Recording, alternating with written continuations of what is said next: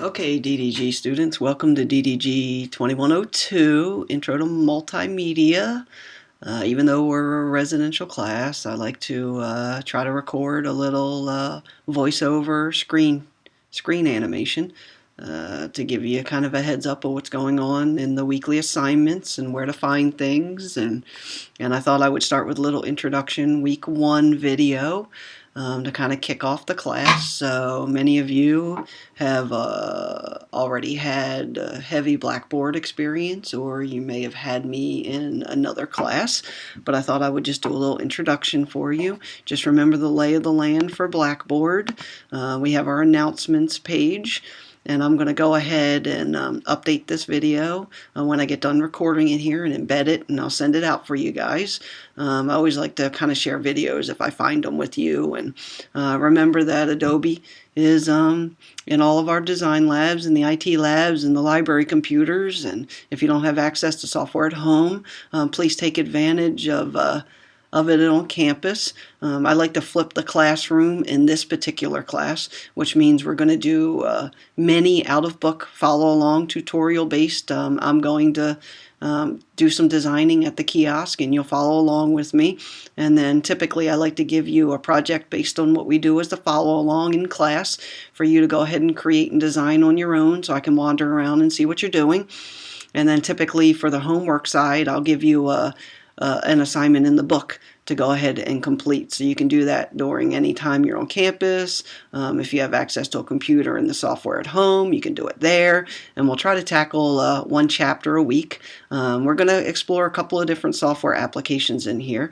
I'm a big fan of Adobe Fireworks, and I know Adobe has so many followers of the software application that they continue to have it, even though they've come out with different kinds of tools for multimedia design.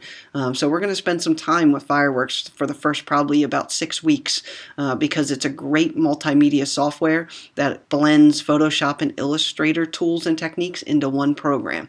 I use Fireworks for e-card announcements, electronic newsletters, e-banners, web banners. It is just a great application for the all-in-one multimedia tool. And it'll hopefully help you reinforce some of your Photoshop and Illustrator skills because many of the tools are also available in Fireworks. Then we'll get to about midterm, and then I think we'll jump on over to Adobe Muse. I don't know how many have been exposed to that new multimedia tool that Adobe's come out with since CC's been launched, but I actually was using the beta version of it back in 2011, so I've been using it for quite a long period of time. I like Adobe Muse as it pertains to multi-page multimedia solutions. Fireworks is great for MailChimp announcements and e-card announcements and what we call one-offs. But once you get into a multi-screen, multi-page environment, I think Adobe Muse, even Edge Animate, there's some other applications that have come out in Adobe CC that I think do a really good job too. So right around midterm or right after midterm, we'll probably hop over to Adobe Muse and I'll teach you a little bit about some multi-wireframe design and get you exploring different softwares. I heavily lean on conceptual design in this class and less on software application, because wherever you end up with that first dream job in the design field, you're going to be exposed to all kinds of different applications. It's more about the creative process and the understanding of what the interface needs to look like in a multimedia environment to be a successful solution, and less about the software application, because there's free apps out there nowadays that can do just as many powerful things and create really professional solutions, and they're free. So we're going to lean heavily on your problem solving in here and see what kind of creative juices we can get flowing in the class. So you'll see an announcement from me, and I'll send it out in an email with this video embedded in it so you can watch it during the week. Remember, we start on Wednesdays for this semester. So Wednesday evening, we're going to meet week 1. I actually originally put this class on the schedule for a 1 p.m. class section. And when I sent out my recommendations for students to sign up for classes, I actually said, if you want to take a day class, check out this multimedia class that I'll be teaching. So we're going to keep it at the 6 p.m. slot because somehow the translation between my schedule and the registrar moved it to 6 p.m. But if we have 100% consensus on moving it a little bit earlier, we can move it a little bit earlier too. So we'll see how it goes week 1. I know we always have kind of hit or miss attendance week 1. I do know one of our students is out of the country and doesn't return until later in the week.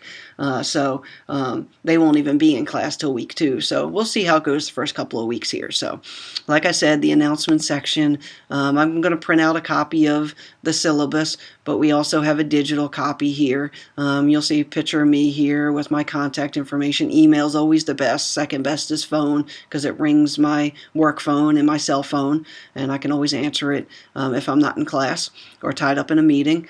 And then a little course introduction here. And then we jump right into the old coursework. And you'll notice that each week is a chapter in the book, and we'll go easily through the first 6 to 7 chapters in the book.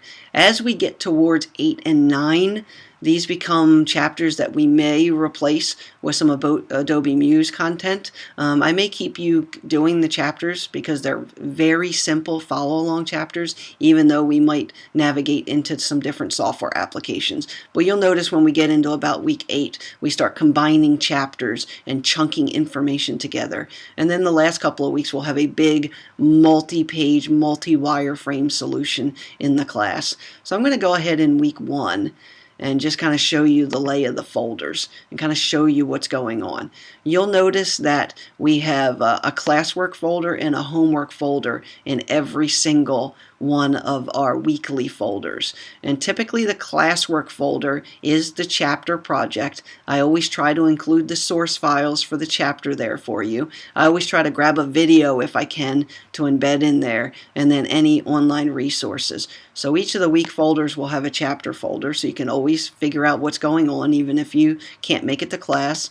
And then there's always a homework folder, and the homework folder is always the quiz, the chapter quiz, which I will have you guys take at home, and then some kind of e-card for this assignment. It's always out of book. It's always some kind of e-card. We'll see here. I always kind of alternate what the projects are and kind of figure out. Maybe we'll do an Easter one this time.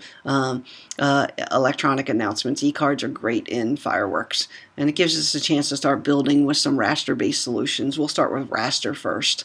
So we'll see how that kind of goes, subject matter-wise. I'll probably modify that based on what you guys are thinking in the class. I always try to keep the Halloween one because everyone likes the imagery of Halloween. Even if it's not Halloween season, everyone likes the imagery and it's fun to play with. So we'll see how it goes when we get into class. But I like to actually invert the class. So week 1, we'll actually do an e-card together in class, and then I'll let you do this e-card assignment in the second half of the class, and then I'll give you the Chapter 1 book project and the Chapter 1 quiz as your homework and kind of invert the class so I can see how well you learn week 1 with follow along as you're following along with me. So each of the coursework folders have a similar setup just like that, and we'll start with the inverted classroom where we do the homework in class and the classwork at home, and we'll kind of see how that goes. We also have a discussion board. Even though we are a residential course, I still like to kind of get some feedback as to what you're processing as far as information goes. So even though we are residential, I will want you to do a discussion board post each week. We'll do it the first several weeks and kind of see what kind of interaction we're getting, and maybe we'll move that into a classroom discussion instead of being an online discussion once we get our first week post out of the way. And it's a fun way to share resources too. Like week 2 is all about sharing resources. So we'll see how it goes as we kind of move through the class. And then of course we have a final exam that we'll do in class because we're residential. It typically has between 75 and 100 questions, and it's based on our chapter reading. So all the chapter quiz questions will be compiled in a random order in the final exam. So hopefully this gives you a lay of the land for Intro to Multimedia. I can't wait to have class with you guys tonight. We have a good solid group. We have a good number of students, which will allow me to work around the classroom. And hopefully you'll have some fun designing multimedia solutions. Okay, gang, bye.